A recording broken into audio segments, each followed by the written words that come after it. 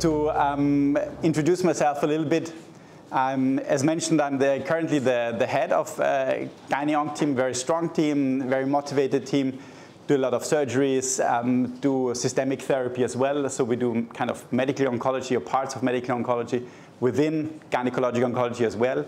And we do quite a lot of research. I think that's extremely valuable. And I truly think that you can become an excellent doctor, excellent clinician without any knowledge of science or background and data interpretation, but you definitely will become even a better doctor if you have background information on that. That is really, in my opinion, crucially important, because it gives you some sort of empowerment and you don't have to rely on others to interpret data for you, but you can do that on your own, and I think that is extremely valuable. So I'm a dedicated surgeon. I love to do surgery, and I think whenever you are in clinic and how our clinics and hospitals work, it is really crucial to have mentors. And I think it is crucially important to have, or most of the times, different mentors, because they can cover different aspects. So I was really lucky that when I worked at the med school as a student, I wanted to start and do research. And I was really lucky that I got a young, highly motivated resident, that Lukas Hefler. He was brilliant. Maniac worker, did a lot of research, and he took me with him, and that was kind of a roller coaster ride, and I learned a lot. I worked a lot, but I learned a lot, and I was really lucky, because if I would have met the next person to him, that would have been a very motivated, nice doctor doing gynecologic oncology at a very high level, but doesn't have any clue about science. And if I would have kind of picked that person, I would have ended up dead end without learning anything. So I think that is really a beauty of this program, that you have a very structured kind of mentorship and development of your skills, and you can kind of all get that offered in a very structured way. And you know, whenever or as soon as you enter this program, you will have a very high quality education. That is really extremely valuable. I got that by luck. When I then kind of moved on in my career, I was kind of introduced to the head of our Gyne-Onc department, Alexander Reintaler, and I only got there because of my research work. If I wouldn't have done a lot of research, he would have never recognized me. And I think that kind of put me in this position where I was able to be kind of visible and get the opportunity to kind of get picked as a mentee. So I think that is also an important aspect in empowerment. If you do a lot of research, you get in contact with other people, you know how is trustworthy, who is doing high quality work, you can evaluate it much better than kind of only get recommended by some of your colleagues or so. And that was really extremely valuable. So again, a lot of work done in the OR, not in the lab. But he trained me well, and then I wanted to improve and make a move outside of the medical university, because until then I did the majority of my training at the medical university. I rotated to 2 other clinics in Austria, not too far away, same concept. So I really wanted to kind of broaden my horizon and wanted to experience something else. And I did that during my training as a gynecologic oncologist. It's a 3-year training program. And after the 2nd year, after I finished that, I wanted to move. So I put quite a lot of effort in going to Australia. I always wanted to go to Australia. They have an extremely dedicated program, extremely dedicated training program for gynecologic oncologists. A lot of cases, very sophisticated team, and I wanted to go there. So I invested 2 years of my life doing all the preparations, the networking, visiting conferences, shaking hands, introducing myself, presenting my research activities. And then I applied for a job, and they agreed to take me. So we were kind of off to go to Australia. But at the very same time, our son was born. And I think our son was 2 weeks old, so very young, when I got the approval for the job. And it was during night, 3 a.m. in the morning or so, a bit of a time change difference to Australia. And I did a tele interview. And I said, okay, I think I got the job in Australia. So we're going there finally after 2 years of preparation. And from that on, my wife had nightmares for the whole week.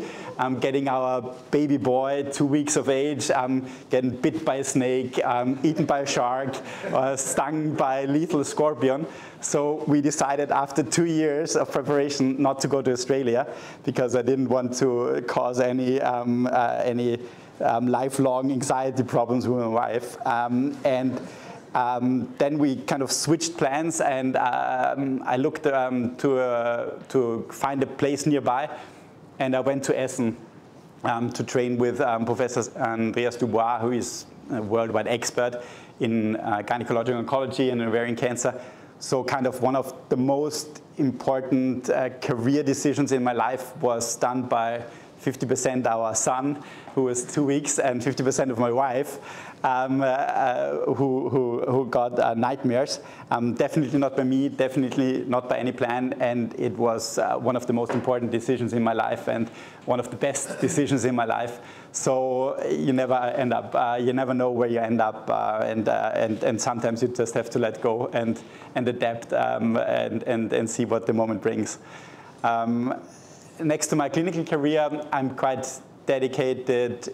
We're quite doing a lot of research in Vienna and in general, and our team in particular. At the moment, we're focusing very much on PDOs, patient-derived organoids, try to do drug testing, try to establish them. It's really tricky, really difficult in ovarian cancer, with the cells are nasty and hard to grow, particularly in PDOs. And we're starting to establish that and run some drug testing programs. The other focus in my research is on ctDNA, circulating tumor DNA, like rest of the world. We're evaluating treatment efficacy and then early recurrences. But what separates us a little bit, and I think that's at the moment a bit of a USP, there's been no publication, no high quality publication on that, is to evaluate minimal residual disease after surgery. In ovarian cancer, that's really tricky because you have peritoneal carcinomatosis, so you have tumor all over the place. When you have breast cancer, you take it out, you have free margins, clear margins, and you know the tumor is resected. In ovarian cancer, you can take out 5, 10, 35 lesions, and then whether you have clear margins or not depends on the surgeon, which is a very strong bias because the surgeon is doing the surgery, and he or she has to tell at the end of surgery whether he or she did a great job. And there is quite some conflict of interest in that, and typically we tend to put ourselves in a little bit of a better position than there is. So it's a very subjective parameter, and we're trying to objectify that. And I think ctDNA is definitely the way to go there. Aside from that, I'm quite heavily involved in our societies. I've been the president of our National Gynae-Onc Society for the last 3 years. Been involved in society since 12 years. I'm currently also one of the 3 chairs of the European-wide database program from ESGO, from ESGO, so the European Society for Gynecologic Oncology. We've set up a database to explore the parameters in ovarian cancer, and we have now the largest database worldwide with nearly 14,000 ovarian cancer patients, high quality data, and we're starting to publish on that in the next 2 or 3 years. Aside from that, as already mentioned, I'm married. I have 2 kids, at the moment 8 and 14 years old, and a dog that takes a lot of our attention. And aside from that, I love to do all sort of outside of sports. whatever there is, from tennis to water skiing to skiing, snowboarding, wing surfing, running, swimming, whatsoever. That is kind of really important for my mental health and balance after a long day of surgery or a tough day at the clinic to kind of cool down. So when I've been assigned this talk, I thought, what else can I do than showing some nice pictures from me and telling how great I am? And I think the most important thing is that we ask ourselves, what can we learn from others? And let's see if that video works, but yeah. Who is that? Who knows this person? Cristiano Ronaldo. No, no, honestly. Lionel Messi. And that's very rare. That one is so brilliant that he outperforms 7, 8 other players or whatsoever. So this genius and this brilliance is extremely rare. Yeah. Who knows this guy? Let's see.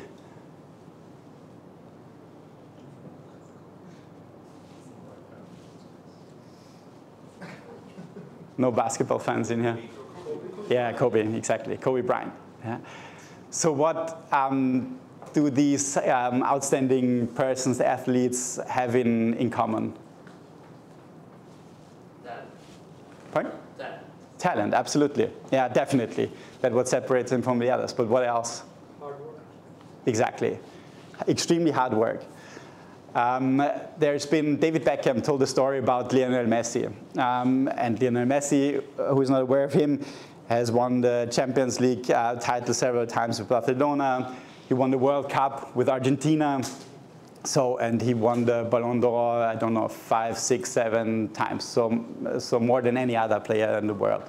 So he's one of the best, or he's the best, whatever. And then he signed his contract with Miami. So he went to Miami kind of before retiring. And David Beckham told they had all this presentation and media and signing of the contract. And then it was time for the first training with the team. And that was scheduled for 11 a.m. So everybody kind of had to have a good nap and a sleep, and then come at 10, 10:30 to the training center to meet, and at 11 the training would start. And Lionel Messi came there at 6:30 in the morning, 6:30 a.m. So 4.5 hours before the rest of the team would meet. And he's the best, or he's one of the best players in the world. So he could have shown there at 11:30, and everybody would have welcomed him heartily. But he went there 4.5 hours before everybody else and started with his warm-up program and that routine as the best player. So nothing is talent without hard work. And Kobe Bryant, exactly the same. He told in a TV show, he said, well, everybody, the routine at that time where he played basketball was to also have a good sleep and a good nap, and then have a good preparation and breakfast, and again start your training around 10, 11 a.m. in the morning, do your training 2 hours, and then have a rest and a nap, and again a good lunch, and then do another round, and so 2 times of trainings. And he said, okay, I will get up at 6 a.m. in the morning, and I will do an extra block every day from 8 to 9 in the morning, 1 hour more than any other player. And I will do that every day, and that will add up in 6 or 7 or 8 hours per week. That will add up in 34, 36 hours per month. So both of these athletes, outstanding players and athletes and geniuses, but nothing without hard work. And that's what's missed by majority of us when we think or watch TV and see outstanding players and say, well, he's a genius and brilliant, and that's just a once in a lifetime experience, but they're also extremely hard workers. And does everybody know this quote? I've missed more than 9,000 shots in my career. I've lost almost 300 games. 26 times I've been trusted to take the game-winning shot and I missed. I failed over and over and over again in my life, and that's why I succeed. Michael Jordan. And I think there are 2 aspects that are really important. The one is I don't know my complication rate in that detailed and that depth than he knows. So he really thought a lot about that.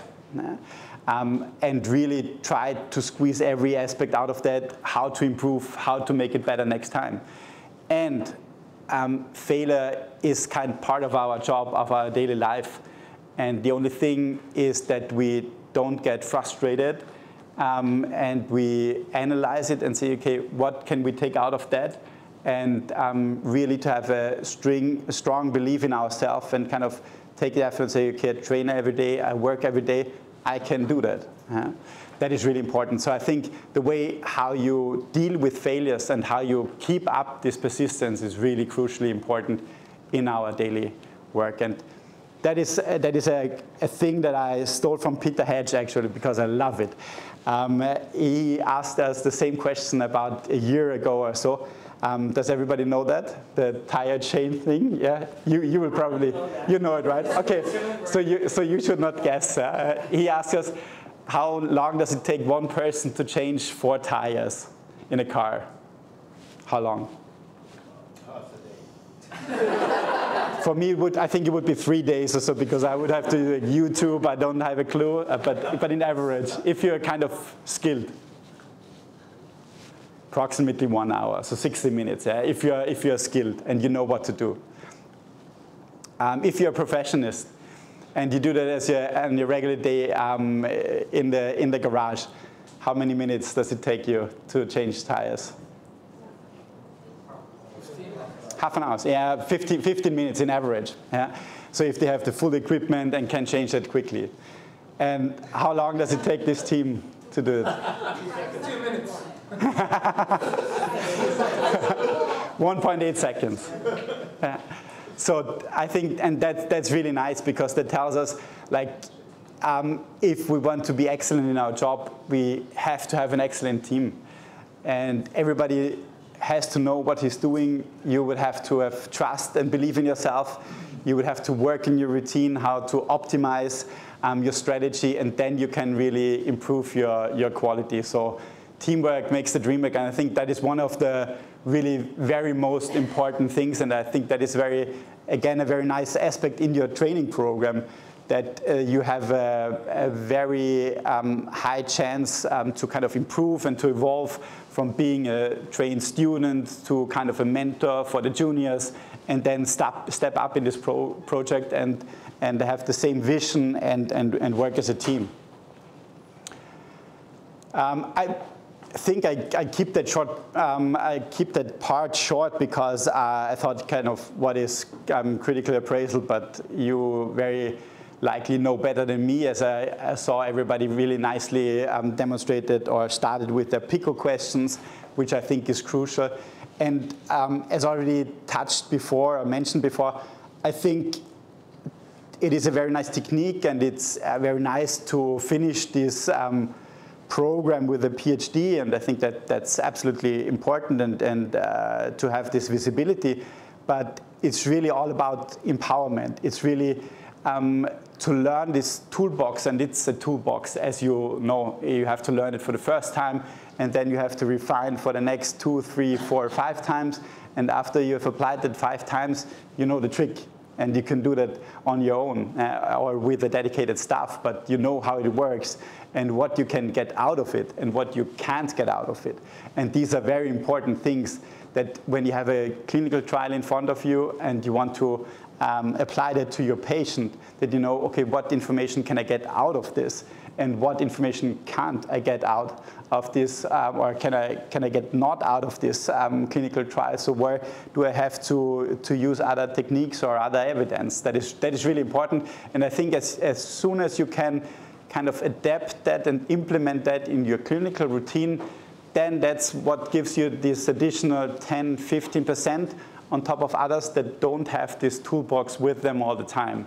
And I think that is the true value of this whole program and of the way, of the path that you are all going. So that is really great.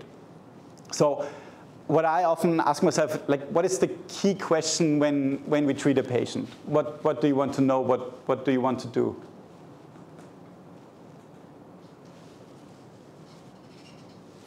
do I kill the patient? Maybe fly. Or Do no harm. do no harm. What else? It's always this problem with efficacy and effectiveness, as we talked. Can I apply the results of a clinical trial to my patient? Because I don't want to know. I mean, I have to know the efficacy of the trial and the efficacy rates and the complication rates.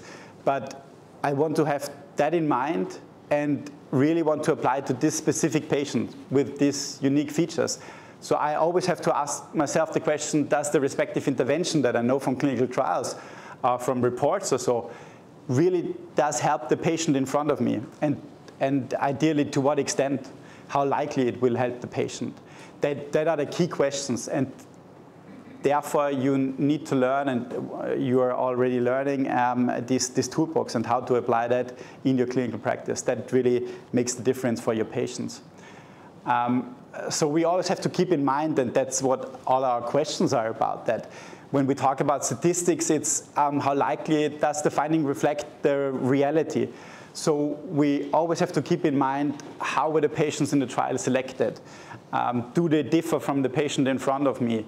Were there other factors that they thought of and I'm not thinking of the patient in front of me, or that they might have forgotten in the clinical trial, or the trial has been done 10 or 15 years ago, where we thought completely different of the disease, where we didn't have prognostic or predictive biomarkers that we have right now for our patients. So that is really key.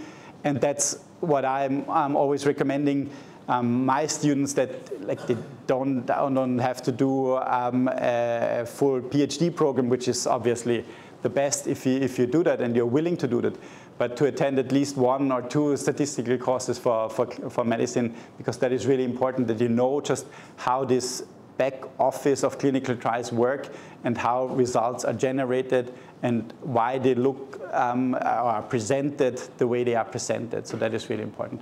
I'll skip that part because you know better than me. Critical appraisal, the key questions, and PICO, everybody nicely did that. So maybe to conclude my talk, I asked myself the questions, what would be the crucial steps or the crucial things that I would kind of recommend you or recommend based on my career. And I think one of the most important things before thinking about the career or what you want to achieve is, what are your drivers? What is your motivation? Why you're doing that? Is it, and that is an open question. That is not weighted, and there is no good or bad answer. But I think that is really important, because only if you know why you're doing things and where you want to go, you can really adapt it and kind of push, because you will, if you get to a certain level of excellence, of quality, a lot of people will ask you favors because they know you're doing well and you're performing well and you're capable of conducting studies and taking that position in the society work, or that position in the department. And I think for that, it is really always important to ask yourself, what is my driver? What do I want to do? Is the most fun part of my work sitting in a lab and getting results and kind of finding new pathways? Is it playing around with statistics and kind of twisting aspects around and looking how can I precisely evaluate some effects? Is it the work with the patient? Do I want to become head of a department, or do I want to treat the patient every day, or how do I want to balance that? And I think that is really important to find these key drivers and key motivators. And that's already elaborated. Mentors are obviously key, and I don't think that you need like this one single mentor. I mean, if you find it, it's perfect, it's great. It's like finding the right partner and marrying them. That's obviously the ideal setting. But I think there can also be kind of lifetime or work time mentors for different aspects. And I think that is really important to kind of see and also reflect what a mentor can stand for in your work.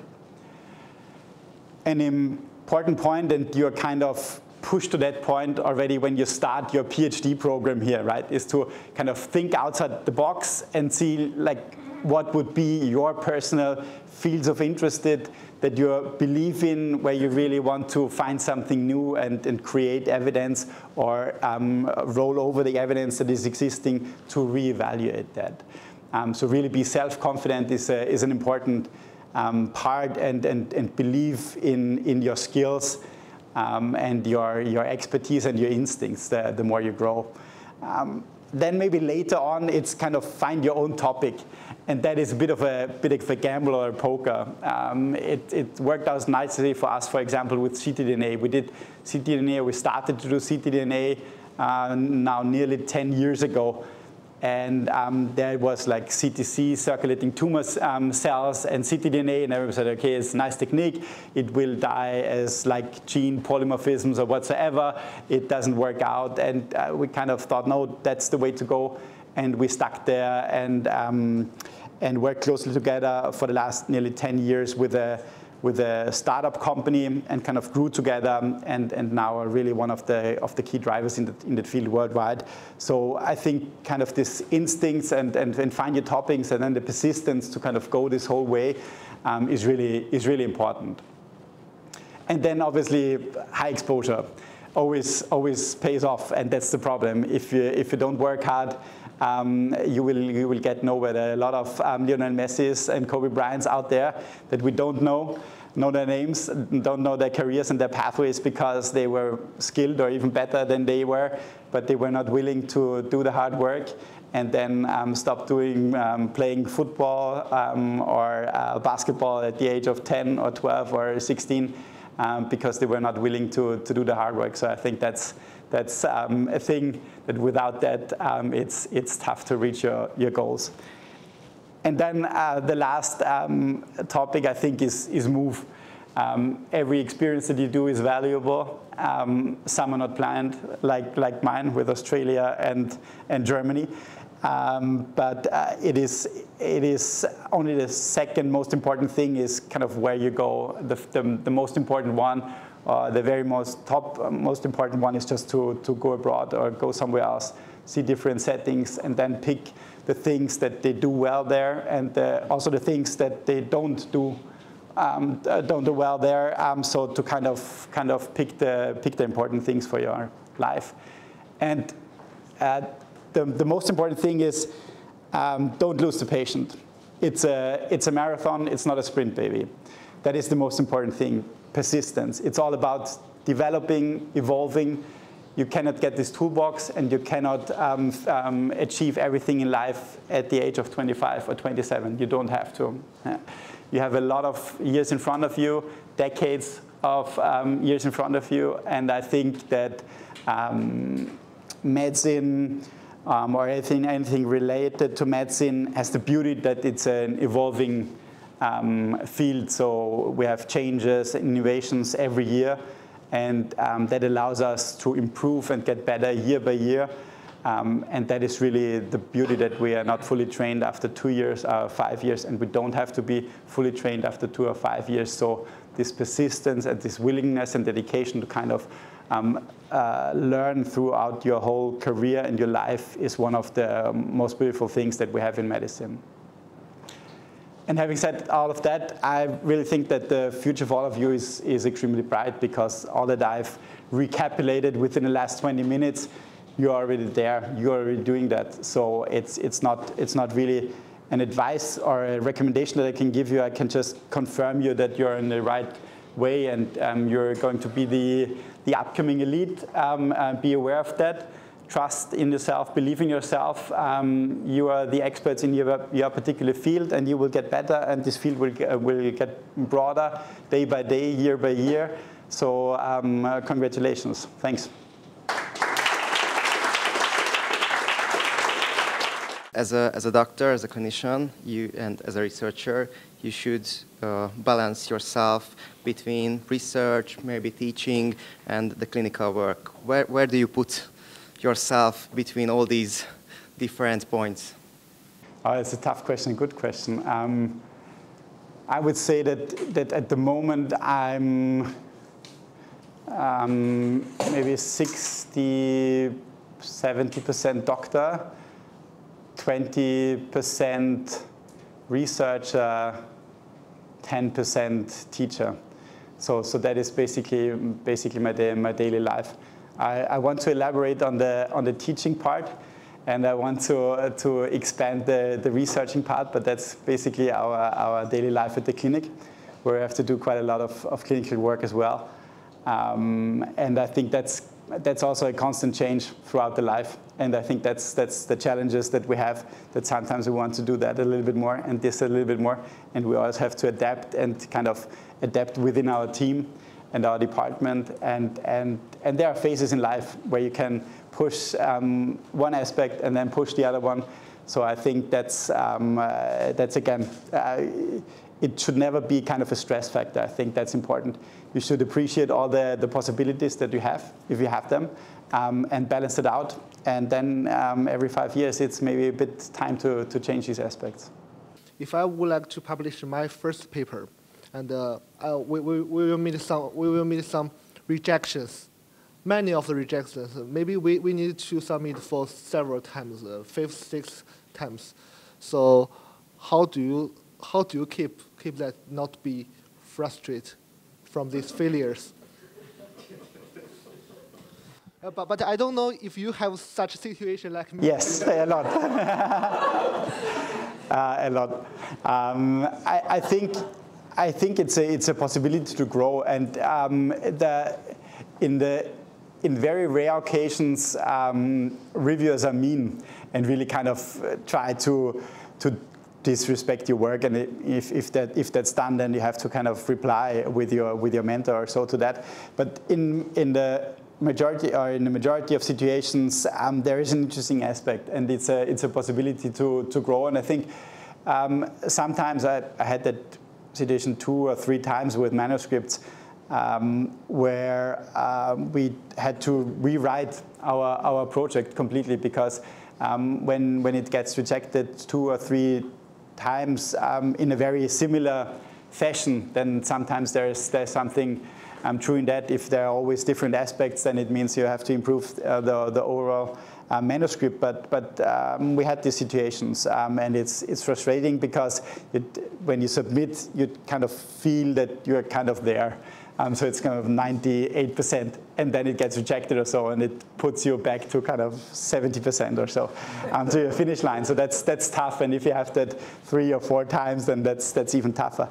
But I think it's always a good training, and my mentor always said it's you have to take these steps, and you have to improve, because like when you have this question that you're really completely burning for and are really dedicated, randomized controlled trial where you want to change clinical practice and really want to go there, then you have to be prepared. And then there you should try to do as little and as few mistakes as possible.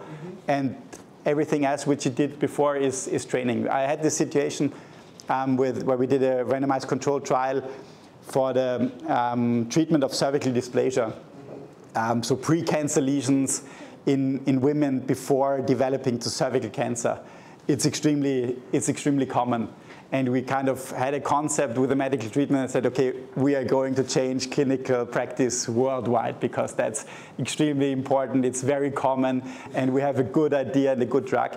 And we nearly managed. The pharma company ran out of money, and that's why we couldn't have had this final trial. But that was really brilliant. That was basically my best trial that I did, and I did that 15 years ago. And some things we made right out of luck, but the others were just training, because I've published 20, 30, 40 papers before that. And I really knew what would be the pitfalls and what are confounders and what are the risk factors and what are the stratification factors we have to think of that. As for me, I think there's no exact standard to qualify the research is good or bad. I mean the research design. So for example, I'm the new researcher in here. So I did a lot of work in here, a lot of research work in here. So I can say maybe this work is very common in worldwide. For example, many countries, they have done this job. So how do you? I would like to know how do you find the new point from these common jobs? I mean the novel.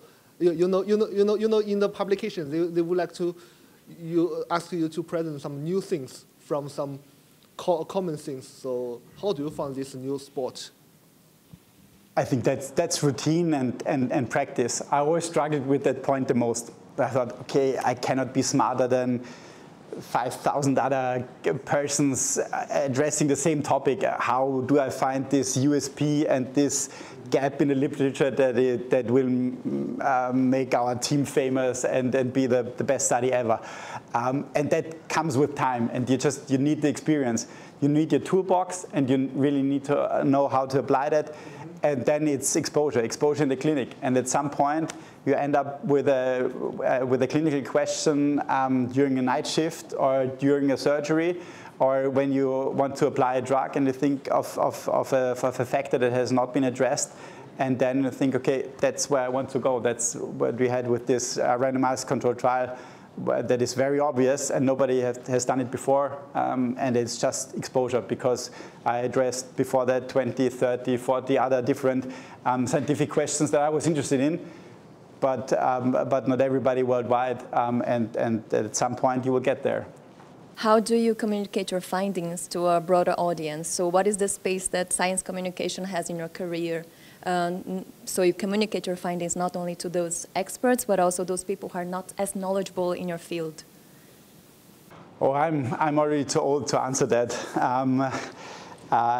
We are trying to build it up from a society perspective. So we're trying to address that within our national society, where we build up all these new communication channels, Instagram and X and LinkedIn and whatsoever, to kind of distribute it there. I'm not a big fan of kind of try to develop yourself as a clinician or as a researcher, as a brand or as a communication factor to kind of spread the word worldwide. I think that can sometimes be a bit distracting and cost a lot of time. And that's not really one of our core facilities. So I think that should be something where you work closely together with society or within programs where you have specialists doing these things for you, and you can provide the scientific background. That would be my perspective. But if you ask somebody who is 10 years younger, you would get a completely different answer, I'd guess. My son would answer it differently. He's 14, and he said, yeah, just do that and that. Would you be so kind to share a story, if it's not, in case this is not too personal, a failure with a patient which modified your thinking or career? Generally, a lot of times thought that success doesn't teach you anything, and failure and unsuccess probably a much more nicer teacher. Yeah, absolutely. That's a critical point. For example, as a gynecologic oncologist, we're doing a lot of pelvic surgeries, and kind of one of our natural enemies is the ureter that is running close to all of our structures that we want to resect. Every urologist knows that, because okay, gynecologist is cutting a ureter, I have to go there repaired. They can't do it on their own. So that is one of the things. And I remember so far I have 2 patients where I've cut the ureter out of a personal failure, not because it was difficult or tricky. I mean, it was a tricky surgery, but nonetheless, it could have been avoided. And I think these are important things, and mistakes and errors happen in our daily work, and luckily enough, majority of them are not fatal and not detrimental for the patients. But every now and then there are crucial mistakes that we do. So I think my approach is to to minimize them in the way that to be prepared as best as possible. And that was, from a surgical career, train as quick and as hard as possible, because I wanted to enter the room, and when I offer surgery to a patient, I want to be self-confident and wanted to be as quick as possible able to tell the patient, you're in good hands. I will do the surgery. I will do my best. I'm one of the most skilled gynecologic oncologists in Austria. I will take care of you. And that was really one of my first goals, to get there as quick as possible, to safely offer that to the patient. And then, on the other hand, I really wanted to minimize the room for mistakes. So usually, and Balaji knows as well, and everybody who does surgery, I try to go to bed early enough. When you do surgery the next day, you don't want to drink any alcohol in the evening before the next day. So really think of, okay, next day I'm doing 1 surgery or 4 surgeries, but I'm doing that on my sister, on my mother. So I want to be best prepared and really focus 100% and minimize the room for errors. That's my approach.